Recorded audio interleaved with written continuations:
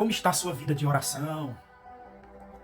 Quanto tempo você tem gastado de joelhos dobrados na presença do Senhor? Digo isso porque vivemos uma geração de pessoas que se intitulam cristãos e que não oram, ou que oram muito pouco.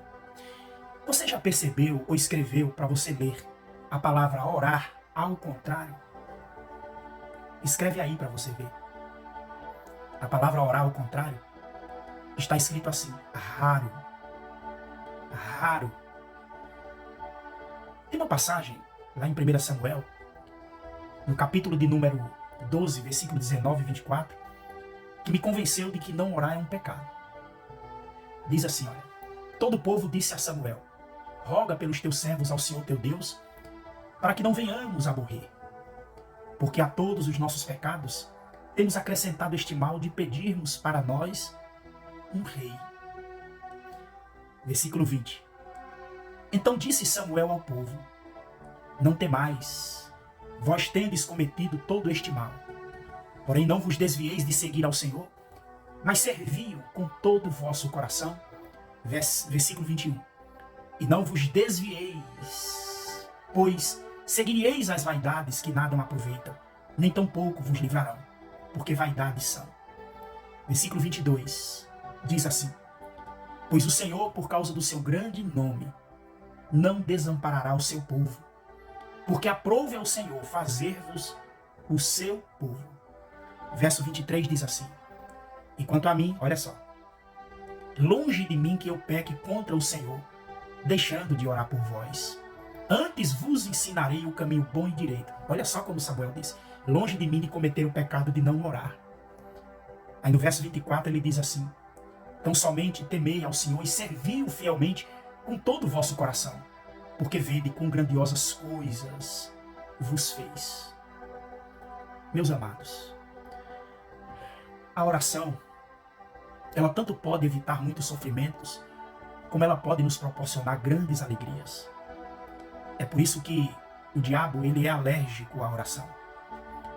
O povo de Israel estava enfrentando fortes lutas contra seus inimigos, e por não confiar em Deus, o povo lhe pediu um rei.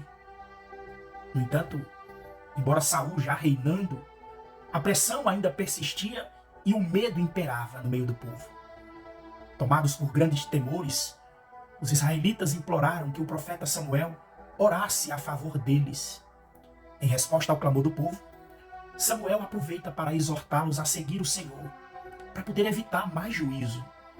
Em seguida, Samuel faz uma declaração reveladora, quando ele diz: e quanto a mim, longe de mim que eu peque contra o Senhor, deixando de orar por vós.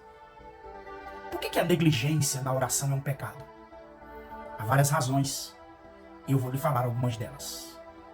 Primeira coisa, a oração ela evita o mal, queridos. Olha quantos fracassos sobrevieram por não orarmos. Quantas indecisões, falta de sabedoria, falta de direção por não orarmos. Quantas vezes erramos, sentimos a ausência do poder de Deus, a alegria de Deus, por falta da oração. Ao deixarmos de orar, abrimos as portas para todos os demais pecados. Jesus revela isso lá em Marcos, no capítulo 14, no versículo 38, quando ele diz assim: vigiem e orem para que não caiam em tentação. O espírito está pronto, mas a carne é fraca. Meu amado, a oração muda as coisas. Tudo pode ser mudado através da oração. Olha, o doente prestes a morrer pode ter seus anos de vida prolongado através da oração. A oração, povo de Deus, ela pode mudar o destino de um país inteiro. Veja que a oração de Abraão mudou a história de uma nação. Está lá em Gênesis, no capítulo 20, versículo 17 ao 18. Se a oração faz bem, e se não oramos, a Bíblia diz que aquele, pois, que sabe fazer o bem e não faz, está cometendo um pecado. Está lá em Tiago, capítulo 4, versículo 17. Orar para evitar o mal. Se a oração evita o mal, de igual maneira ela também facilita o bem. A oração, ela nos conecta diretamente ao trono da graça, de onde vem todo dom perfeito e toda boa dádiva. Tiago, capítulo 1, versículo 17, está escrito assim: queridos, Quando oramos, nós abrimos as portas para Deus entrar em nossos problemas e situações, para que Deus possa trabalhar por nós. Escute o que eu vou te dizer. O secreto que só Deus vê gera recompensas que só Deus dá. Portanto, 10 minutos orando são melhores do que um ano murmurando. A oração, meu querido, ela é um antídoto para todas as nossas aflições. A oração, meu amado, ela alivia o coração. A oração, ela facilita o bem.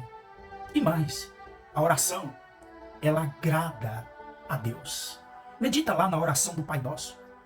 O reconhecimento do amor paterno de Deus é a primeira e mais simples e também a última e mais elevada lição na escola da oração. Olha como Jesus disse, Pai Nosso. Ei, Deus quer ter comunhão conosco. E é a oração que nos leva a essa comunhão. Obedecemos a Bíblia pela fé. E a fé agrada a Deus. Está lá em Hebreus, capítulo 11, verso 6. Então, é uma ordem orar. 1 Tessalonicenses 5,17. Orai sem cessar. Alguns dizem, pastor, eu não tenho tempo para orar. Meu dia está muito cheio. Olha o que eu vou te dizer. Talvez seu dia não esteja muito cheio, mas sim vazio. Vazio de Deus. Ele quer estar conosco. Ele quer habitar em nós. E ao orarmos, nós agradamos o coração de Deus. Eu quero encerrar esta lição dizendo para você. Uma das armas mais poderosas que temos nas mãos é o poder da oração. Ela pode até mudar o destino de uma nação inteira. Escute, ela é a chave que move a mão daquele que move o mundo. Outra lição. Se você não quer cair, aprenda a se ajoelhar. A oração evita o mal, facilita o bem e agrada a Deus. Portanto, queridos, não negligencie a oração. Evite o pecado de não orar. Vou repetir. Se não quer cair, aprenda a se ajoelhar. A paz do Senhor.